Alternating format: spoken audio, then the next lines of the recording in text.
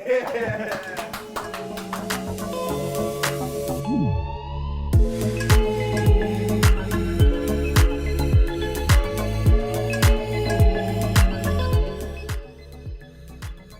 is the Deluxe all about? You know what I mean? Like, why did you feel the need of making a new, a different section of the album that just came out? What do you think is special about the Deluxe?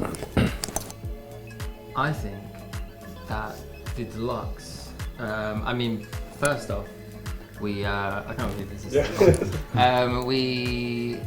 we wrote so many songs with John Feldman in LA that it was quite hard to pick what would go on the album and what would get left off. So we kind of just ended up in a situation of that we wanted to do a deluxe because we didn't want to get rid of any songs really. Can't Break What's Broken was one of those, which I think we all think is one of our strongest songs to date.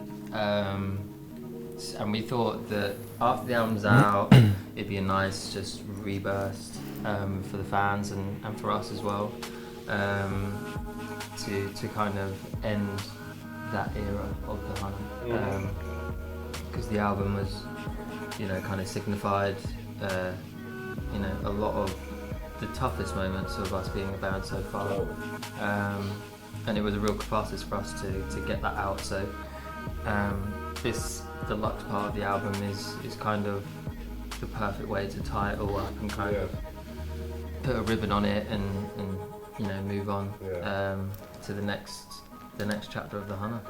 I want to know what you think about, first of all, how it was, LA and working with Joe Feldy, who's like, one of the, staples of that genre in LA. What was the experience like, being in that environment, away from England and, right in the heart of, where that genre is like, Pretty amazing. We met Feldy on a writing session, and we just hit it off from the bat. So then we kind of discussed and decided to record the album with him, and we went through 300 to do that. And it was amazing. We were there for how long? Like what, a month? A month and a bit. Straight after the tour. Straight after the US tour. He's incredible. His work ethic is amazing. Like, he doesn't waste a single second, a single minute. He brought a lot of cool people to the table. A lot of people like Pete Wentz, Josh Dunn from 21 Pilots, Travis Barker, guitarist from Evanescence. The list goes on and on, but he's an absolute influence to work with. Yeah, super positive as well. Yeah, and it was actually fun. It was a fun experience too. Like, we went surfing. He seems like a fun guy. He is. He really, really is. I don't think you could not have fun. Yeah. Top bins. It was a nice change as well, because we've done obviously 2 albums before that. Over here, kind of working through the night with not much rest for like a week to 2 weeks with both albums. Whereas this, it was like a month, and we actually clocked off at a good time and can go out, socialise and chill and see LA. So it was nice to be able to kind of come in every day with a fresh head. So that was definitely different to us, to kind of like actually have fun with it and not feel rushed. Right. It was important as well. And I feel like this is probably like the most representative album from your catalog, right? So far, or at least do you feel like it, sound-wise and attitude-wise, like overall is the most Definitely. on record? Yeah, Definitely the most honest. Yeah. Yeah, 100%.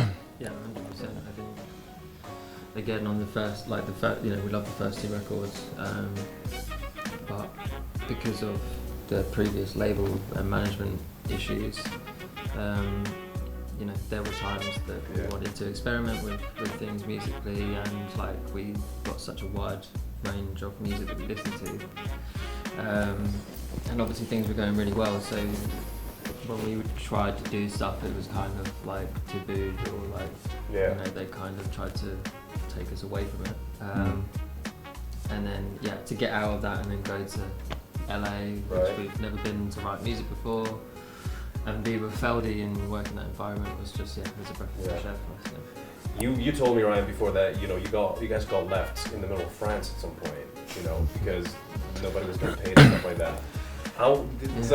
It's I'm just like, since you told me that story, I was like, I just can't stop imagining what like you must have felt as a group, you know what I mean? Like, what was the first reaction? How did you, you know what I mean? Like, just like bring us back to that moment, you know what I mean? Now that like things are going good and like, you know, you pass that and you learn from that, I assume. What was the moment like for a band? Because like, you know, a lot of people can relate to this, you know what I mean? A lot of artists can be like, oh, you know, bands like other groups have been to the situation, you know what I mean? Like, It's definitely soul destroying, but I mean, you know, you go through it. That wasn't just one scenario. We've been through many scenarios like that with our old management. Yeah. So you kind of get used to being treated like shit, but you're so driven by the dream of being a musician and, you know, being successful, and you're living what you're doing, but you kind of take the punches. Yeah, but it definitely. is embarrassing, and it is at the time humiliating. Yeah, or Honestly. exhausting. And exhausting, and Yeah, you know, so tiring. That happened one more time, right? That happened 2 times. happened a few. Well, I We've mean, gone through everything. There A few was, times? there was So many times. There was just so many things. Well, yeah, we lost count, didn't we? Like, Yeah. Yeah, it got there to the point where we just, I think we knew it was now or never. Yeah. Because like we did, the thing was as well, like we didn't have a break. Like, you know, we finally got signed after years and years of trying. You know, put out Bonfire and She's Casual, went on a support tour, and then from then, like 2015, it just went crazy. Yeah. And since then, we didn't stop. And then things were going really well, but there was all these internal things and weird things happening that we weren't, you know, happy with. And we'd addressed them, but then because we were being kept so busy and things were so, you know, going so well, and obviously, like Dan said, like, well, you know, this was our dream, was to do that. So, you know, you go with it. And one of the biggest things was for us was the fans. Like, you know, if we wanted to, there were many times that, you know, we were at the end of our tether, like the moment in France on the way back from tour. But you know, if we decided to drop everything then and kind of sort it out, we would have let down a lot of fans that were counting on us. The positives kept us going. How do you guys feel about your fan base and like, you know, the way they've supported you through all the years? Yeah. Grateful. Yeah, I mean, and you don't know what to expect until you get into it. And I think after the first album, we obviously knew we had something like, you know, new and cool to offer. And then I think the first couple of tours, it hit us like, well, people actually want to see us and people actually like us. And I think it took a year to kind of sink in. And then before we know it, like, you know, the shows got bigger and bigger, and we just loved like hanging out with them. And like, I think we just naturally fell into treating them like friends, because why wouldn't you? And you know, we've all been in that situation where we've looked up to bands, and I think we've all been in similar situations where that artist or that band back in the day hasn't given you the time of day, and you're bummed out, and it sucks. And it's like, well, I'm paying good money, I love what you do, you idolise them, and I think it's a real letdown if you don't give back. So for us, it was a no-brainer to queue after every show and hang out with them. And you know, they've been waiting all day, and it's like, right, well, the least we can do is spend an hour with them. So for us, it's just, you know, it's a pleasure to have so many cool people, you know, and young people look up to you, because we were in the same boat. Yeah, definitely. Was there like a crazy like fan moment, you know what I mean, like anything like weird that happened with your fans, like, you know, you guys, I don't know, like anything, you know, worth mentioning, maybe on tour?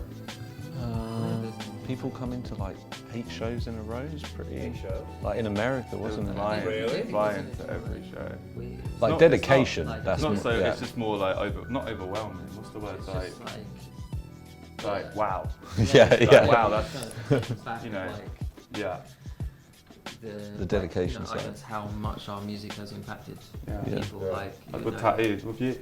Yeah, that was like, my yeah, own. that was pretty You know, crazy. Yeah. there's- Flying to each show. That was and fairly just- early on there's as a girl well. that's got a tattoo of a picture of me playing guitar on her arm. For real? It's like Yeah, anime, it's like a isn't whole it? arm, Yeah, it's like anime. yeah. And that was a couple of years That's, ago. that's very cool. Yeah, That's it's very dope, cool. You know, Do you think there's like a specific subject or like a specific something that you guys, you know, bring onto the table that people relate to specifically, or is it like just I have a Hunna philosophy that Yeah. Ryan writes openly, and he writes about real life experiences. Yeah. And I Honesty. think lyrically, it is really relatable for a lot of people because it's honest Sure. and it's written from a real open perspective. Yeah. And that's my opinion. That's That's why I think yeah, a lot of we've people can touch base in it because 100%. he's real and it comes across real.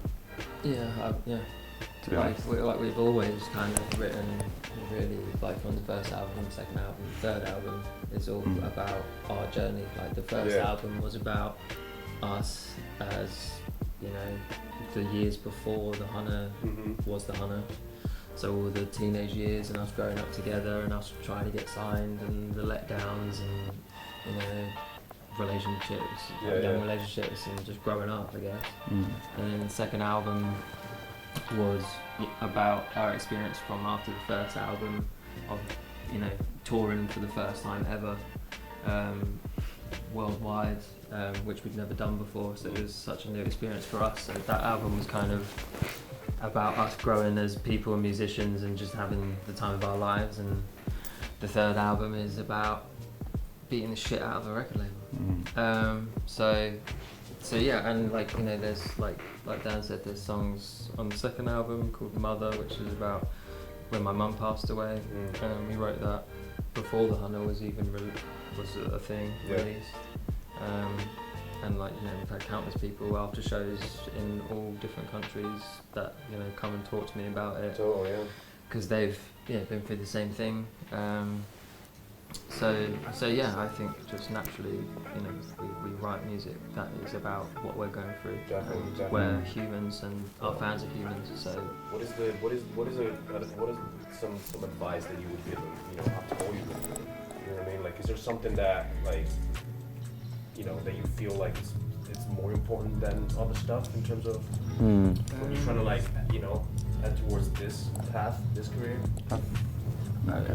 We've always kind of said, like, for us, there was just no plan B. Like, even when it was just me and Dan before we even met Jack, before it was the Hunna, it was me and Dan in his room with an acoustic guitar, and we just met at college.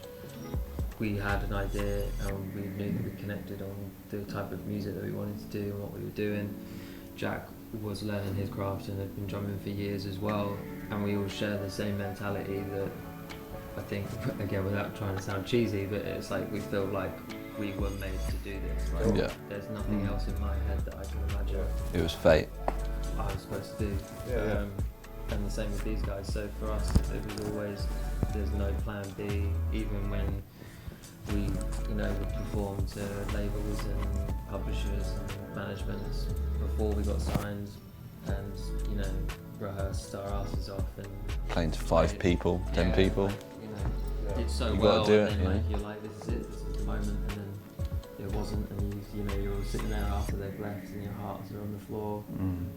Somehow we were just all together and we were like, you know what, fuck them, like, if they're not ready for us, then they're not ready for us, but someone will be and we'll get there. And I think that's one thing, it's like, if you really want to do it, like, there's no plan B. Like, Just got to you'll keep do going, whatever it is to keep the process going, always keep an open mind and never think you can't be better or you can't learn something new. Be open to other people's creative ideas. You know, like, over the years we've worked with people like Feldy, you know, he's so talented, and they can really mould your thing you're doing. And I think trust your gut. Trust your gut. Because I think it's pretty much always right. What they say in life, if you want something bad enough, go get it. Yeah. No matter what. No problem. That's rock and roll, right?